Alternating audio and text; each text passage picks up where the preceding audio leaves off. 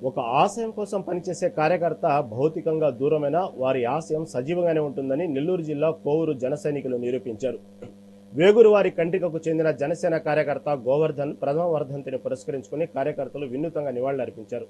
రక్తదానం ప్రాణదానం నినాదంతో 100 మంది కార్యకర్తలు రక్తదానం చేసి తమ సేవా గుణాన్ని చాటుకున్నారు.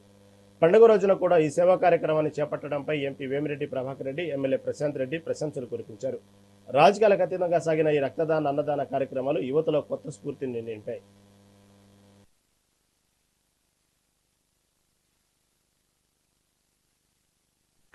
అందరికీ నమస్కారం.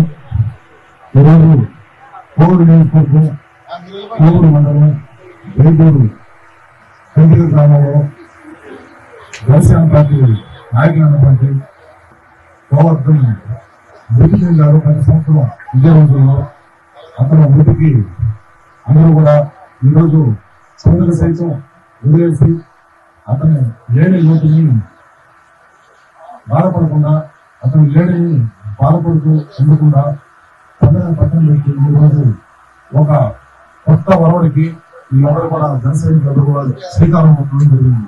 అది ఎలా అంటే 100 మందికి పైగా యువకులందరూ కూడా స్వచ్ఛందంగా పాల్గొని రక్తదాన కార్యక్రమాన్ని ఈరోజు నిర్వహించడం జరిగింది.